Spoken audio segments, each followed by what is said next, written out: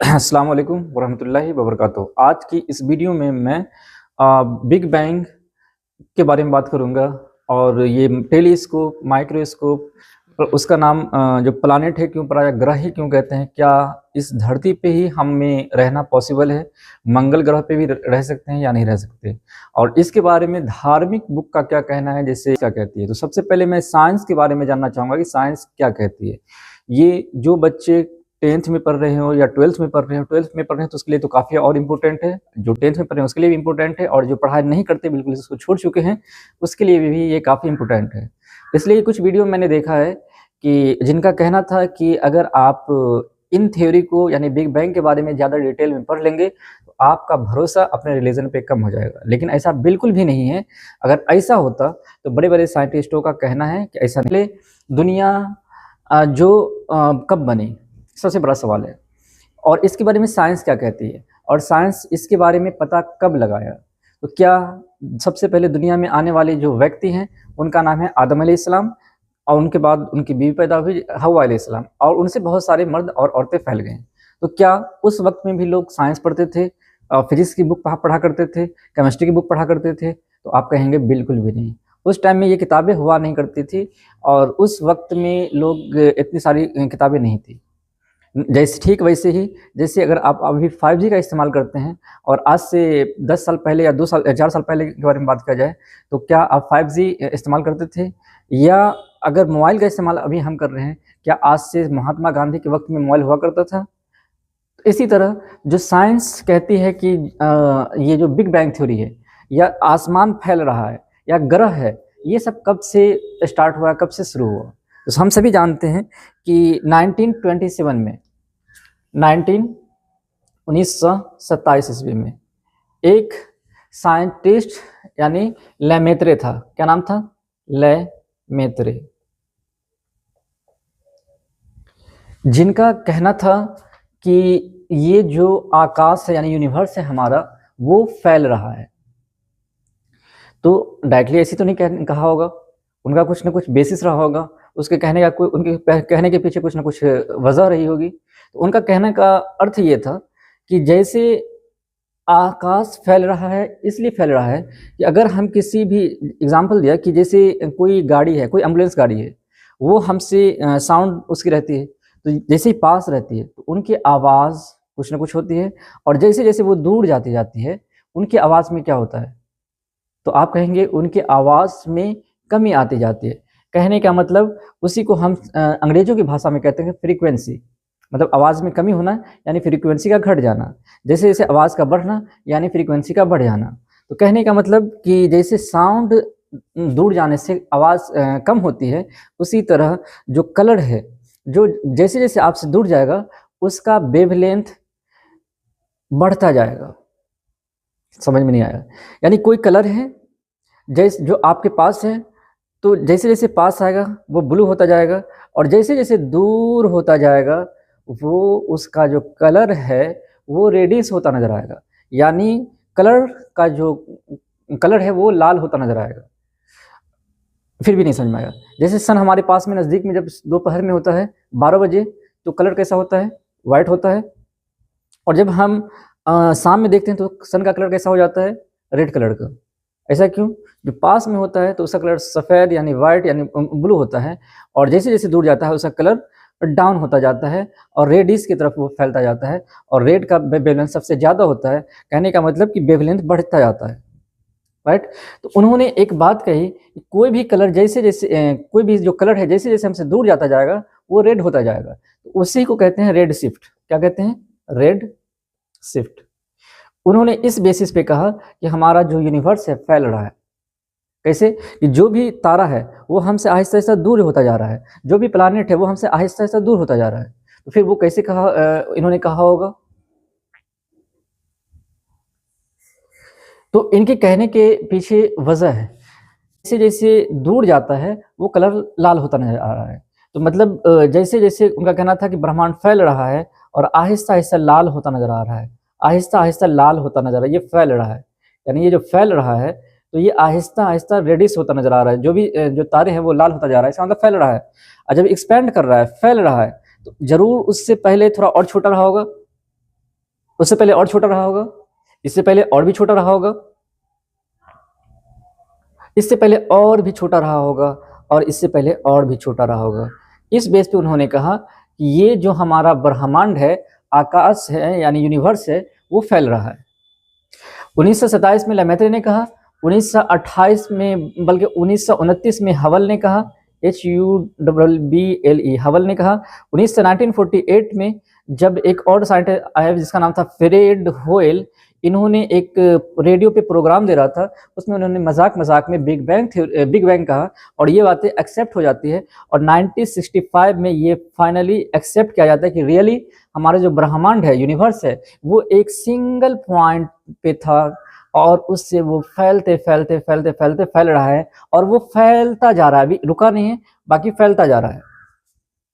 तो single point पे था ये सिंगल पॉइंट, तो सिंगल पॉइंट पे क्या था? तो ये सूरज, चांद, सितारे, जितने भी सारी चीजें हैं, वो सब एक ही जगह इकट्ठा था। इससे पहले न कोई टाइम था। अगर ये जो हमारा सिंगल पॉइंट है, इससे पहले टाइम था? टाइम नहीं था। स्पेस था? आप बोलेंगे कि स्पेस कहाँ है? नहीं, स्पेस नहीं था। तीसरा, जो हम पढ़ते हैं फिजिक्स किसे कहते हैं? वो physics is that subject of science in which we study about matter and energy, यानी मैटर और एनर्जी। क्या मैटर था? नहीं था। एनर्जी था?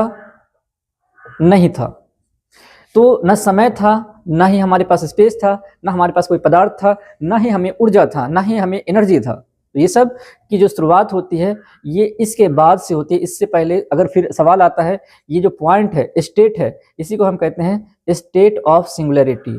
स्टेट ऑफ सिंगुलैरिटी यानी सिंगल सिंगुलैरिटी, SOS कह सकते हैं। SOS से पहले क्या था?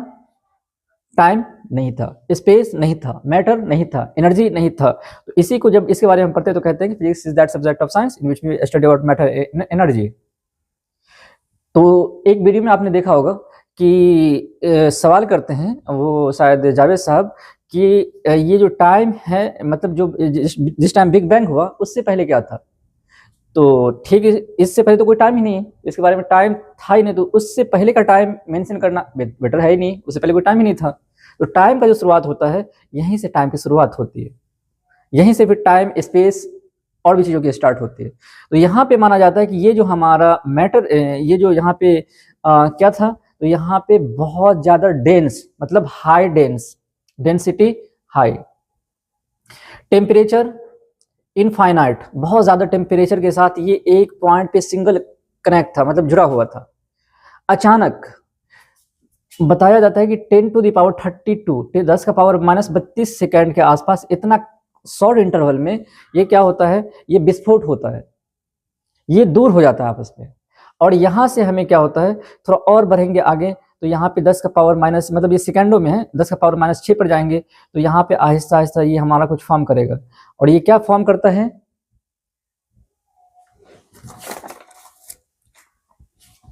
तो यहाँ पे और आगे बढ़ेंगे तो देखेंगे सबसे ज्यादा क्वार्क फॉर्म करता है। क्वार्क और एंटी, जब क्वार्क है तो फिर उसका उल्टा एंटी क्वार्क भी यहाँ पे फॉर्म करेगा। फिर आप सभी जानते हैं कि जब थोड़ा और ये और फैलेगा, ये और फैलेगा, तो यहाँ पे हमें इलेक्ट्रॉन और प्रोटॉन बनता है। और जब यही इलेक्ट्रॉन और प्रोटॉन आपस में जुड़ जाता है तो ये हाइड्रोजन का फॉर्म करता है। इसलिए आप पढ़ते हैं हाइड्रोजन गैस, ये पूरा गैस ही गैस है, तो यहाँ पे हाइड्रोजन गैस का फॉर्मेशन होता है। और ये और फैलता है तो हाइड्रोजन के बाद दूसरा गैस जिसका नाम होता है हीलियम फॉर्म करता है। और ये सभी जानते हैं कि ये गैस है, और गैस के बाद जैसे ही और फैलता जाता है, और इसमें हाई क्या होता है, ग्रेविटेशन होता है। ग्रेविटी मतलब उसमें अपने अंदर खींचता है, मतलब हाइड्रोजन गैस है, हीलियम गैस है, पूरा घना है, वो पूरी तरह से उसको खींच रहा है। और वो क्या होगा, जैसे एक मैं बैलून लूँ, बैलून में मैं हवा डाल दूँ और उसके बाद मैं उसको छोड़ूंगा, तो क्या वो सीधा कम होगा, या आप देखेंगे वो नाचना शुरू करेगा, खूब स्पीड में रोटेट करना शुरू करेगा, उसके बाद आहिस्ता आहिस्ता वो सिकुड़ जाएगा। तो यहाँ पे क्या होता है, इसी तरह हाइड्रोजन बन चुका है, हीलियम बन चुका है, ये दोनों गैस यहाँ पे क्या है, अब गैस है, और यहाँ पे क्या है, प्लस डस्ट, ये दोनों मिलकर एक हमारे नेबुला का फॉर्म करता है, नेबुला। और ये घटना कब बताई जाती है, तो 13.8 ईयर्स अगो, 13.8 अरब वर्ष पहले, अरब वर्ष पहले की घटना है। और नेबुला फिर फॉर्म करता है।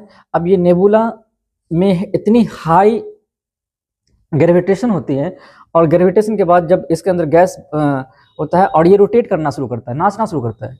जैसे ही ये मान लें कि ये हमारा नेबुला है और ये नाचेगा, तो ये इसके अंदर क्रैक आना शुरू हो जाएगा, क्रैक क्रैक क्रैक।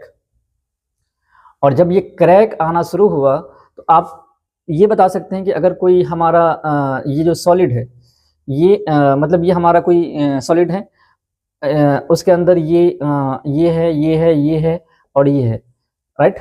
तो ये अगर आपसे हम पूछें कि ये गर्म कौन सा पार्ट ज़्यादा होगा, गर्म है तो ठंडा, अगर हम किसी को कोई चीज़ ठंडा होता है हमारा, तो सबसे पहले कौन सा पार्ट ठंडा होता है?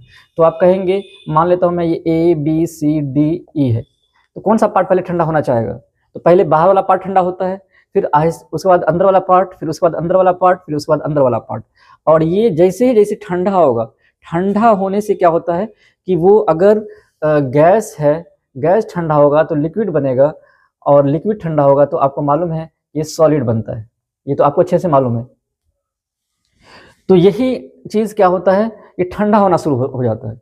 और जैसे जैसे ठंडा होगा तो यहाँ से ये जो वेपर निकलेगी, और ये वेपर यहाँ से निकलना शुरू हुआ, और ये वेपर के फॉर्म में निकलना शुरू हुआ, और ये वेपर एक बादल बनकर फिर यहाँ से बादल बारिश हुआ, और बारिश होने के बाद ये फिर इसमें पानी फिल हो जाता है, और ये फिल होने के बाद ये बन जाता है क्या कहते हैं, ओशियन यानी समुंदर।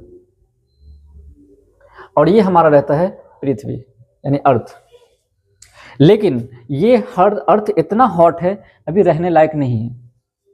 ये सब साइंस का मानना है।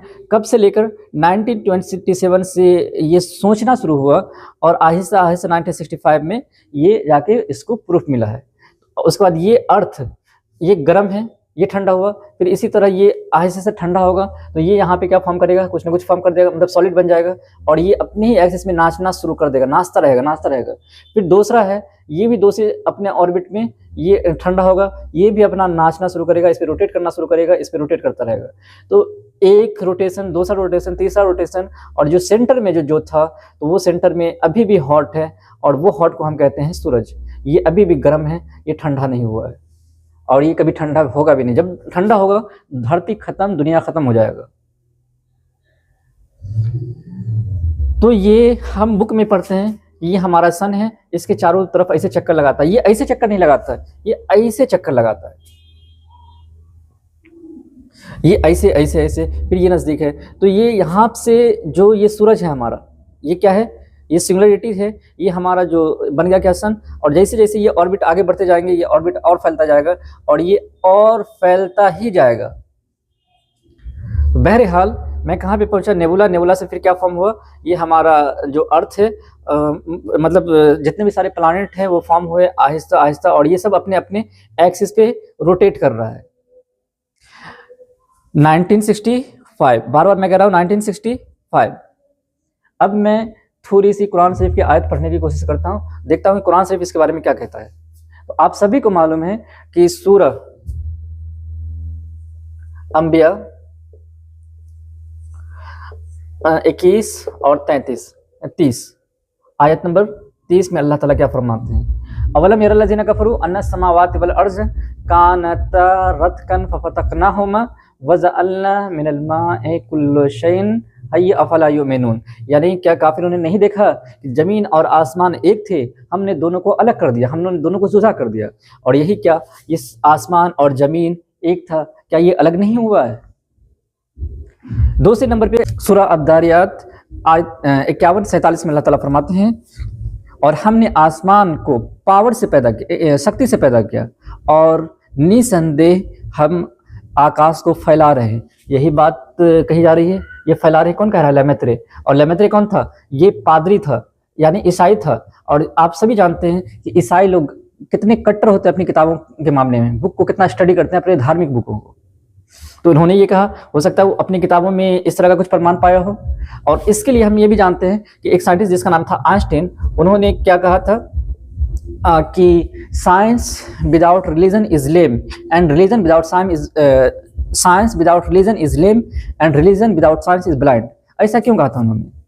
तो आप सिंपल कह सकते हैं साइंस रिलीजन के बगैर लंगड़ा है और रिलीजन साइंस के बगैर अंधा है। बिल्कुल, अगर हम धर्म पे ही सिर्फ साइंस, पहले हम साइंस पे ही हम खूब मेहनत करें, धर्म को छोड़ दें, साइंस की पूरी किताब शुरू से लेकर नर्सरी से लेकर अगर आप पीएचडी तक देखेंगे तो कहीं पे भी अखलाक के बारे में और बड़ों के साथ हुस्न सलूक के बारे में या किसी के साथ कैसे रहना है वो नहीं बताता। तो पढ़ लेंगे बहुत, लेकिन एक वक्त आएगा आप अपने बड़ों की इज्जत नहीं करेंगे, फिर बोलेंगे ये निठल्ला बेकार है। और रिलीजन के बारे में सिर्फ पढ़ेंगे, साइंस नहीं पढ़ेंगे, तो ये आप 5G 4G कैसे यूज करेंगे। तो इसलिए उनका कहना था आइंस्टाइन का, ये science without religion is lame and religion without science is blind. किनका कहना था? आइंस्टाइन का। अब वो अलग बात है, यहाँ पे मैंने एक छोड़ दिया कि अब ये जो सूरज है, ये मान लो कि फिर ये पृथ्वी है, तो फिर पृथ्वी पे कहा जाता है कि इसी में से एक तारा टूटकर ये क्या हुआ, इस पे गिर गया, और इस पे गिरने के बाद क्या है कि वो इसका चक्कर लगाना शुरू कर दिया, ये बन गया इसका उपग्रह, जिसको हम कहते हैं इसका चांद। और भी बातें तो अब हम बताना चाहेंगे कि ये किस तरह से फॉर्म करता है, हमारा अर्थ रोटेट करता है। आप वीडियो में देख पा रहे होंगे और मैं थोड़ा सा इसको मिटाकर देखूंगा ये किस तरह से फॉर्म करता है।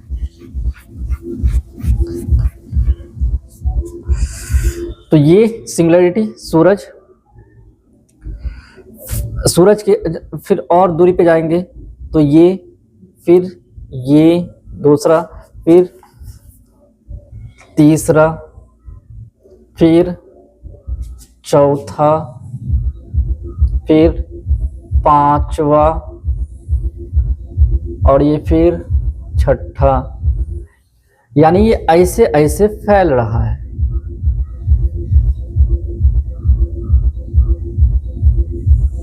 राइट। अब सन के सबसे नजदीक कौन सा ग्रह है? सबसे पहला सवाल, ग्रह और तारों में क्या अंतर है? What is the difference between planet and star? तो एक साइंटिस्ट थे जिनका नाम था हबल, ग्रीक साइंटिस्ट थे।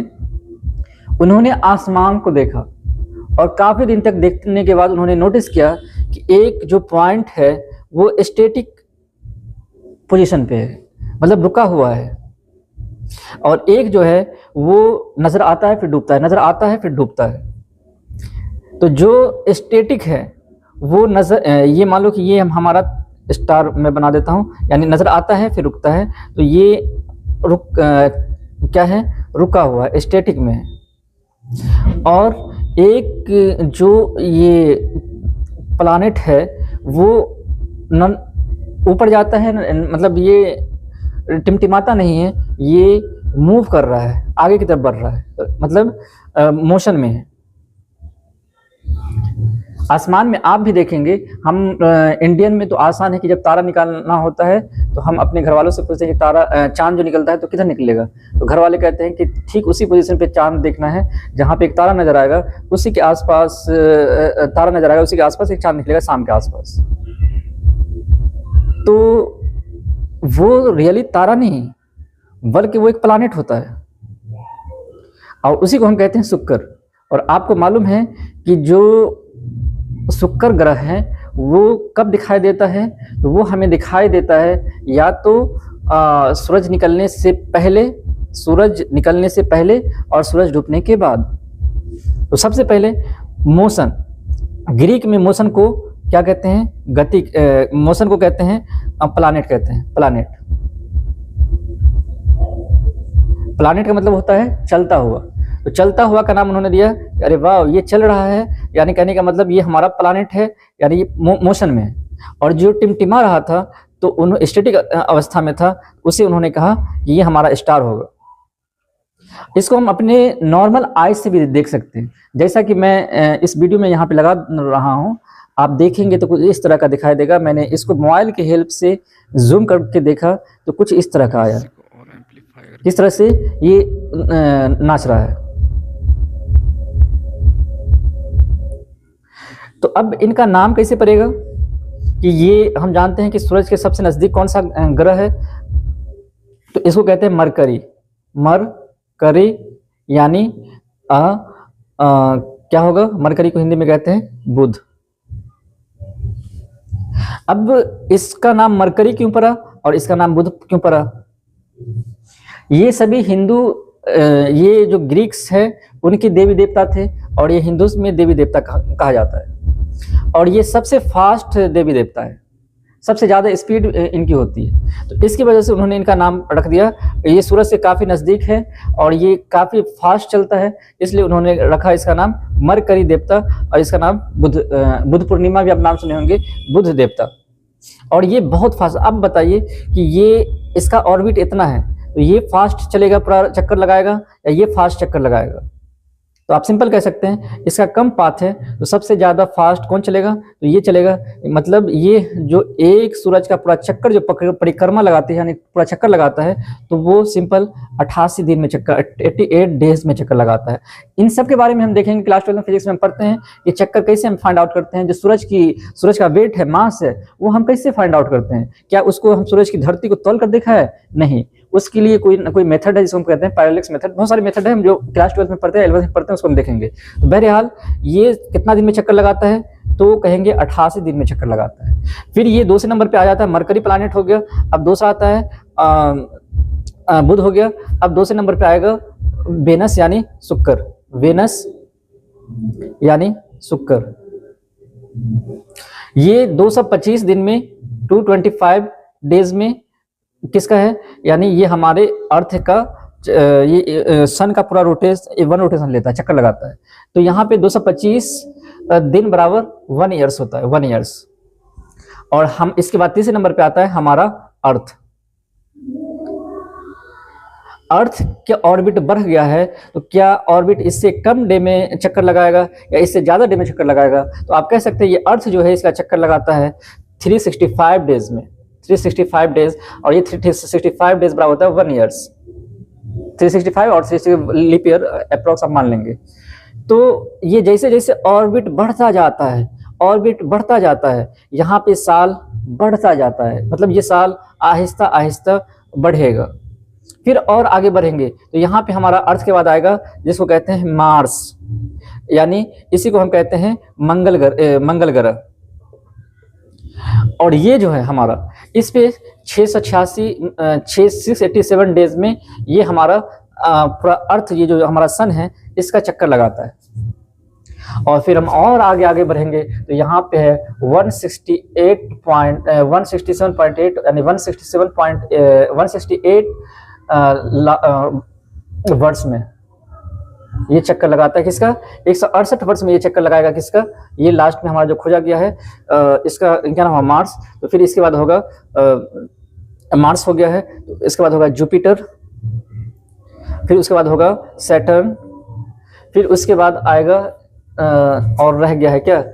तो फिर ये आएगा, सैटर्न के बाद आ जाएगा यूनाइटेड नेशन यानी यूरेनस, और फिर आएगा लगभग 168 वर्ष में।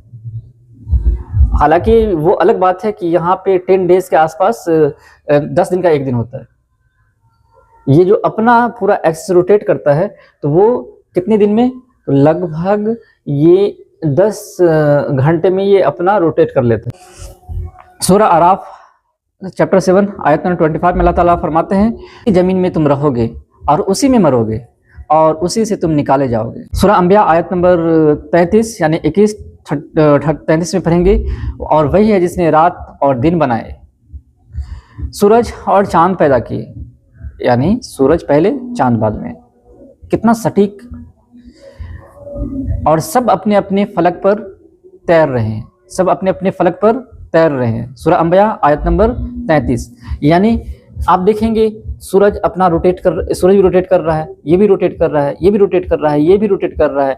और कहने का अर्थ ये है कि अल्लाह ताला ने हमारे लिए जो रहने का जगह बनाया है ये सिर्फ अर्थ बनाया है।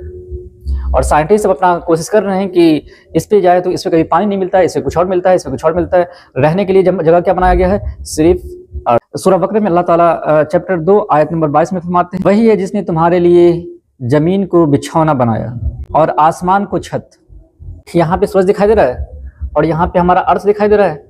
और ये अर्थ और सूरज के बीच की दूरी कितना है? आप कहेंगे एक बित्ता है। नहीं, बीच की जो दूरी है लगभग वो 15 लाख किलोमीटर, 15 लाख किलोमीटर।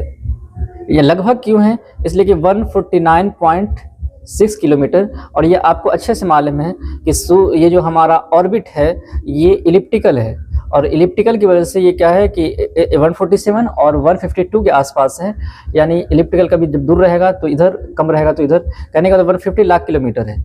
और क्या ये सूरज चांद को पकड़ सकता है? तो इसके बारे में कौन सी में सूरह यासीन में अल्लाह ताला फरमाते हैं 36 और 40 में, यानी और न सूरज के लिए मुमकिन है कि चांद को पकड़े और न रात। ये सभी चीज़ जो देखा तो साइंस लगभग 1600, 1700, 1800 या 1900, 1927 से लेकर 1965 तक के बीच में ये सारी बातें कही।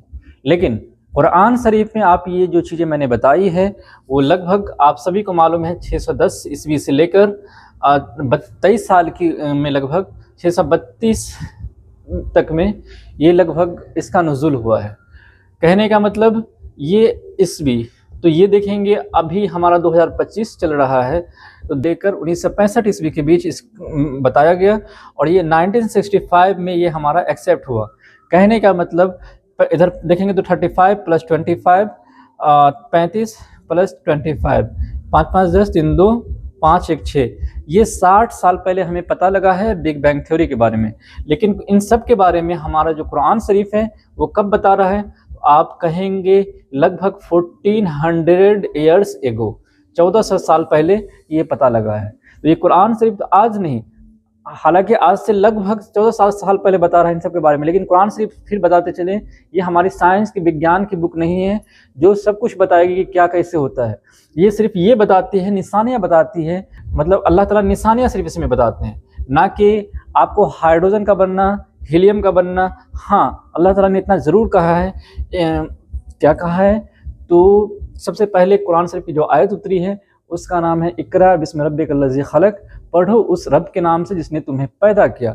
यानी पढ़ना है, स्टडी करना है, पता लगाना है। पता लगा सकते हैं, लेकिन ये पता कब लगा रहे हैं? आज हम पता लगा रहे हैं, और भी कोशिश करेंगे, हम और भी अच्छी अच्छी चीज़ें पता लगाएंगे, लेकिन इन सब के बारे में अल्लाह ताला हमें जिक्र कर रहे हैं।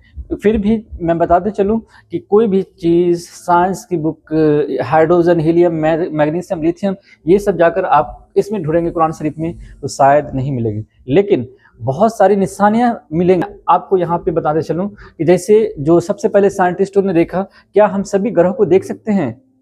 तो आप कहेंगे बिल्कुल भी नहीं। हम जो अपनी आँखों से देख सकते हैं, अल्लाह ताला ने कुछ ऐसी चीज़ें ज़रूर बना दी है जो हम, जिन चीज़ों को हम अपनी आँखों से देख सकते हैं। वो कैसी चीज़ें? तो देखेंगे आप तो दो चीज़ें आसमान में आप देखेंगे तो सिर्फ एक ही तरह की चीज़ नज़र नहीं आएगी, दो तरह की चीज़ें नज़र आएगी। आप आज ही फोकस करना, आपको पता लगेगा कि एक जो हमें टिमटिमाता नज़र आ रहा है और दूसरा टिमटिमाता नज़र नहीं आता है। मतलब एक थोड़ा दिखेगा नहीं दिखेगा, दिखेगा नहीं दिखेगा, और एक है कंटिन्यूअस दिखेगा। तो कंटिन्यूअस जो लगातार दिखेगा, और ये जो लगातार दिखेगा वो चलता हुआ नज़र आएगा, मोशन करता हुआ नज़र आएगा, और जो टिमटिमाता है वो अपनी जगह पोजीशन पे स्टैटिक यानी रुका हुआ नज़र आएगा, आगे नहीं मूव करता है। तो सबसे पहले ग्रीकों ने कहा, ग्रीक हम सभी जानते हैं कि हर कुछ लगभग आप पढ़ेंगे तो ग्रीक से लिया गया, लैटिन से लिया गया, ग्रीक से लिया गया, लैटिन से लिया गया।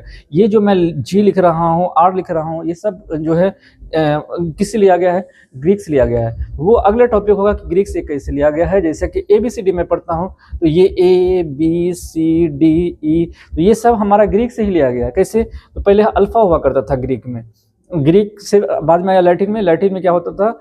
अल्फ़ा। बी को हम बी नहीं के बीटा कहते थे, सी को क्या कहते थे? गामा कहते थे, डी को डी नहीं डेल्टा कहते थे, और फिर ई को क्या कहते थे? इप्सिलॉन कहते थे। इसी तरह एफ को फाई कहते थे। कंटिन्यूअस है, वो मेरा भी टॉपिक नहीं है। इसी तरह जो मामला क्या है, ग्रीक में जो रोटेट मतलब मूव कर रहा है, मूव करना को हम क्या कहते हैं? प्लानेट, प्लांटिया। तो ये इसी से नाम पड़ा प्लानेट। और हमारे इंडिया में जो चलता हुआ उसी को कहते हैं ग्रह, और ग्रह यानी कहा गया हमारे इंडिया में ये ग्रह है जो चल रहा है। हम रात में देखेंगे तो हमें शाम में भी देखेंगे तो हमारे इंडिया में परंपरा है कि अगर अम्मी से आप पूछेंगे कि चांद किधर नज़र आएगा, इधर नज़र आएगा, तो कहेंगे नहीं, बिल्कुल नहीं, जब नया चांद निकलता है तो आपको बताया जाएगा कि चाँद उस इधर देखें, पश्चिम कहा जाएगा कि पश्चिम में देखने के लिए, तो क्या हम इस साइड देखेंगे? नहीं। तो अम्मी आपको बताती होंगी कि उस साइड देखना है, जिस साइड एक तारा चमकता हुआ नज़र आएगा, उसी के आस-पास होगा।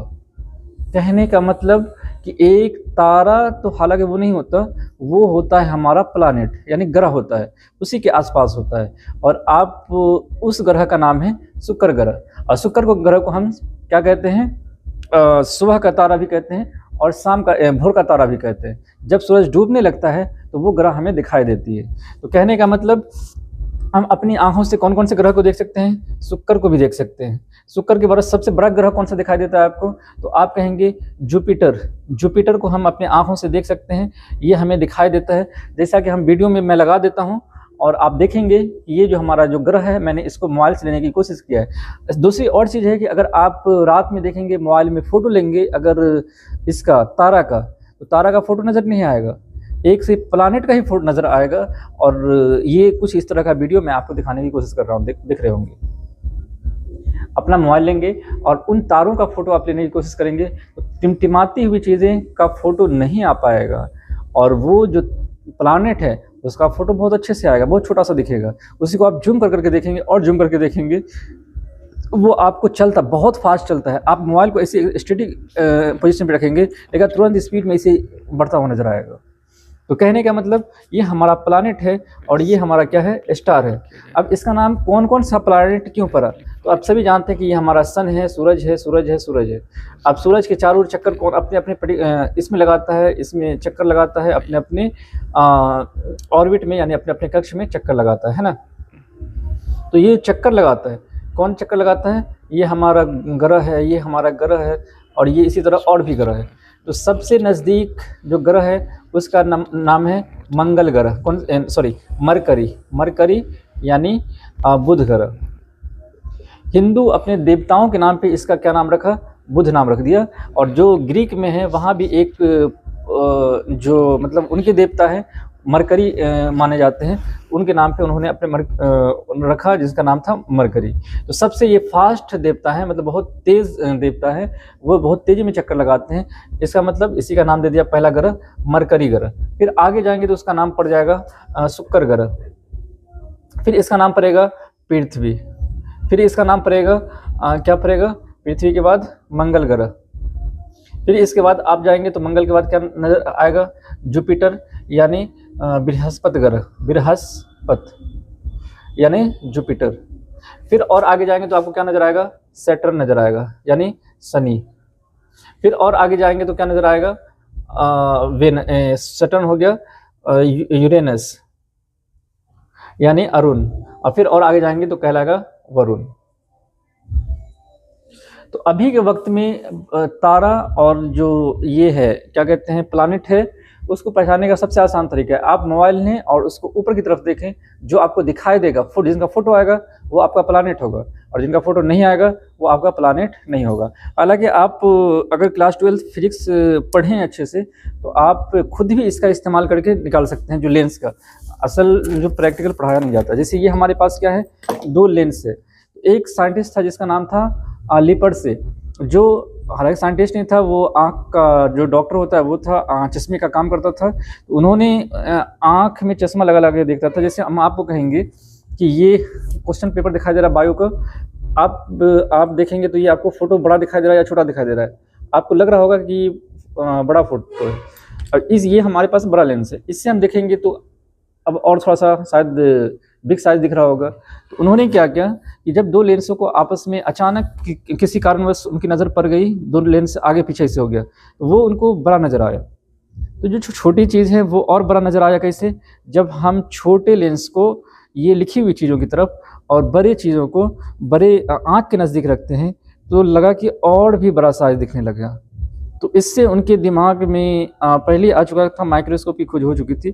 उसके बाद उन्होंने इसको जस्ट ऑपोजिट कर दिया, यानी इसमें आप देखेंगे, इसलिए हम माइक्रोस्कोप को क्या पढ़ते हैं क्लास 12 में, ये microscope is a device which is use to see क्या a small object microbes it is see then it is called microscope. Microscope में देखेंगे तो ये छोटा जो हमारा लेंस है, it consist two lens, two convex lens, one is a small, एक छोटा होता है और एक दूसरा बड़ा होता है। बड़े लेंस को हम अपने आँखों के पास रखते हैं और छोटे लेंस को हम ऑब्जेक्ट के पास रखते हैं, इसलिए छोटे लेंस को हम कहते हैं ऑब्जेक्ट लेंस और बड़े लेंस को कहते हैं आई लेंस। जो मैं इसको लगा देता हूँ अपने इस पे भी, बोर्ड पे भी। ठीक इसी का उल्टा उन्होंने किया कि अगर इसी लेंस को मैं इस साइड कर दूं और इस लेंस को इस साइड कर दूं तो ये तो भद्दा, लेकिन दूर की चीज़ों को देखने के लिए वो अच्छा लग रहा है। जैसे मोबाइल, वो काफ़ी दूर वो चीज़ें नहीं दिखाई दे रही है, लेकिन इसको मैं इस तरह से एडजस्ट कर रहा हूँ तो अरे वाह, काफ़ी बहुत बढ़िया दिख रहा है। उनके दिमाग में आया कि एक जब दिखाई दे रहा है तो क्यों ना हम एक पाइप ले लें। तो एक पाइप ले लिया गया और छोटे लेंस को आँख के साइड में और बड़े लेंस को ऑब्जेक्ट के साइड में सेट किया गया। इसी को हम कहते हैं टेलीस्कोप। सिंपल टेलीस्कोप था और ये लेंस का इस्तेमाल करके हम टेलीस्कोप यूज़ कर बना रहे हैं, इसलिए इसका नाम पड़ गया रिफ्रैक्टिंग टाइप ऑफ टेलीस्कोप। हालांकि अब टेलीस्कोप कई टाइप का होता है, एक हो गया रिफ्रैक्टिंग टाइप ऑफ टेलीस्कोप, दूसरा हो जाएगा रिफ्लेक्टिंग टाइप ऑफ टेलीस्कोप, तीसरा होता है रेडियो वेव देखना है तो रेडियो टेलीस्कोप, चौथा हो जाएगा हम स्पेस के बारे में देखने बहुत सारी चीज़ों को पता लगाते हैं कि आसमान पे नहीं बल्कि चांद पे छेद है, चांद पे क्या है नहीं है, तो वो सारी चीज़ें स्पेस टेलीस्कोप। तो उन्होंने क्या देखा कि दूर की चीज़ें इससे दिखाई देता है, तो इसी से उन्होंने पता लगाया और भी हमारे प्लानेट है। तो बाद में हमें पता था शुरू में कौन कौन से लेंस होते हैं, कौन कौन से प्लानेट होते हैं, तो इसका पता था। शुक्र का, पृथ्वी तो हमें मालूम था जिसमें हम रहते हैं, मंगल का पता था। ये सारे जो हमारे दूर दूर के हैं इन सब के बारे में हमें पता कब लगा, तो ये पता लगा लगभग किसके बाद, तो आप कहेंगे टेलीस्कोप की खोज होने जाने के बाद। तो बहुत सारी चीज़ें पता लगी।